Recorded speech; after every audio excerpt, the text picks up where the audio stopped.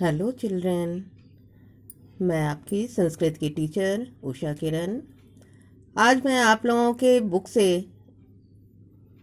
Lesson 1 लेकर उपस्थित हुई हूँ। आपके बुक में लेसन 1 में जो चैप्टर दिया हुआ है वह है वंदना। सबसे पहले हम लोग इसमें जो श्लोक हैं, 3 श्लोक दिए गए हैं, उन्हें पढ़ना और साथ साथ उसका अर्थ समझेंगे। तो इसमें पहला श्लोक है जिसमें ईश्वर की वंदना की गई है।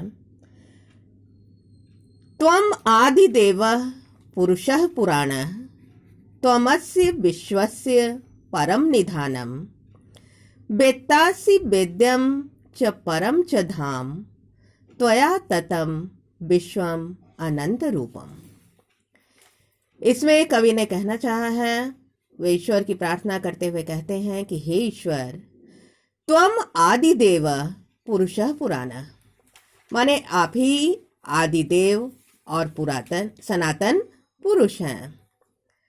त्वमस्य विश्वस्य परम निधानम, मतलब आप ही अस्य विश्वस्य, माने इस विश्व के या इस संसार के परम निधानम, माने श्रेष्ठ आश्रय है या परम आश्रय हैं।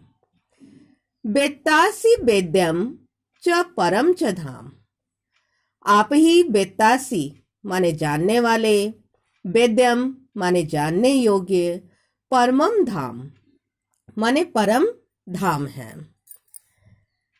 या श्रेष्ठ धाम है। त्वया ततम विश्वम अनंत रूपम, वे कहते हैं कि हे ईश्वर, यह संपूर्ण विश्व आपके ही अनंत रूप में व्याप्त है। कहने का तात्पर्य है, कवि कहते हैं कि आपसे ही यह संपूर्ण विश्व अनंत रूप में है। तो फिर से एक बार इसको समझेंगे।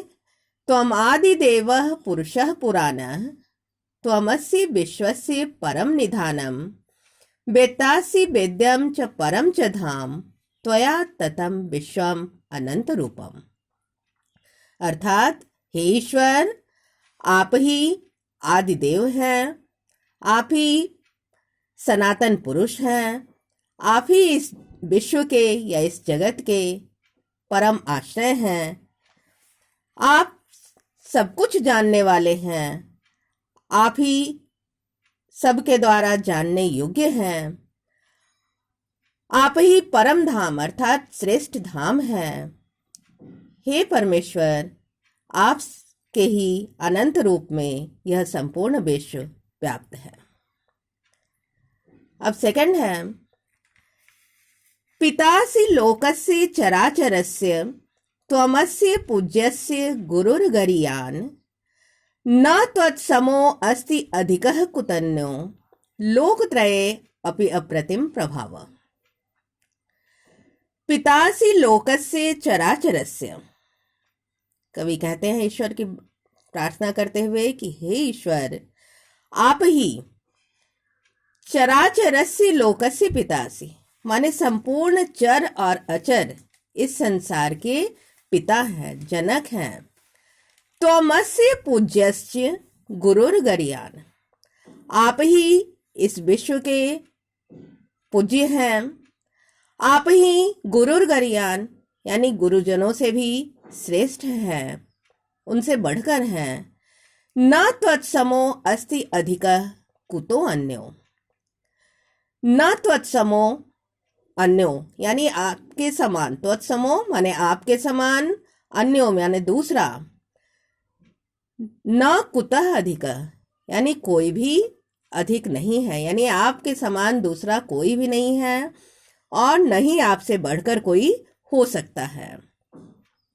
लोकत्रये अपि अप्रतिम प्रभाव, हे परमात्मा, आपका तीनों लोक में, लोकत्रय यानी तीनों ही लोक में आपका अनुपम प्रभाव है। तो एक बार फिर से पढ़ेंगे। पितासि लोकस्य चराचरस्य त्वमस्य पूज्यस्य गुरुर्गरीयान् न त्वत्समो अस्ति अधिकः कुतन्यो लोकत्रये अपि अप्रतिम प्रभाव।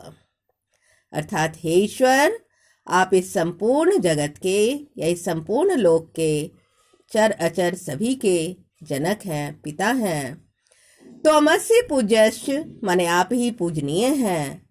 गुरुर गरियान आप गुरुजनों से भी श्रेष्ठ हैं, बढ़कर हैं। न त्वत्समो अस्ति अधिकः कुतो अन्यो, आपके समान दूसरा कोई नहीं है और नहीं आपसे बढ़कर कोई कहीं भी हो सकता है। लोकत्रये अपि अप्रतिम प्रभाव, हे ईश्वर आपका लोकत्रय यानी तीनों ही लोकों में अप्रतिम प्रभाव माने अनुपम प्रभाव है।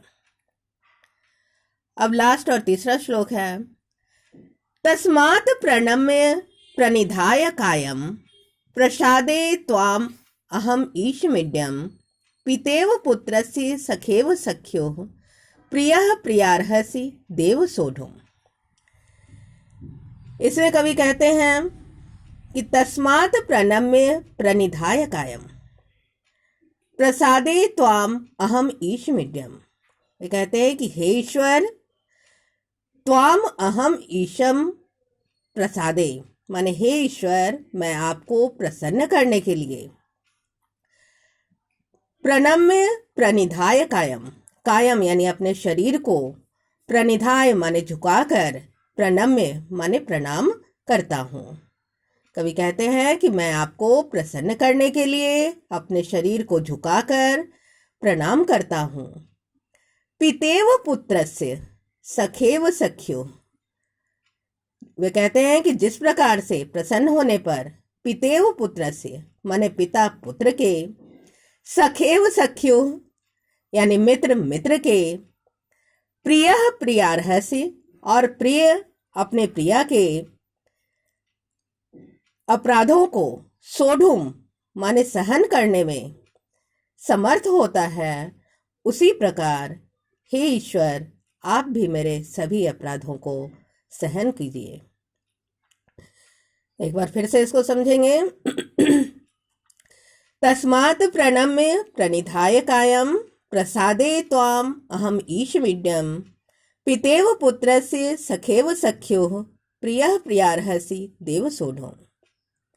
इसमें कवि कहते हैं कि हे ईश्वर मैं आपको प्रसन्न करने के लिए अपने शरीर को झुकाकर प्रणाम करता हूँ। पितेव पुत्रस्य सखेव सख्यो प्रियः प्रियार्हसि देव सोढुम्। वे कहते हैं कि जैसे प्रसन्न होकर पिता अपने पुत्र के, मित्र अपने मित्र के, प्रिय अपने प्रिया के अपराधों को सहन करता है, उसी प्रकार हे ईश्वर आप भी मेरे द्वारा किए गए अपराधों को सहन कीजिए। तो इस प्रकार बच्चों ये पहला जो लेसन था वंदना, इसमें ये 3 श्लोक दिया गया है और ये तीनों श्लोकों का अर्थ भी आपकी बुक में नीचे में दिया गया है।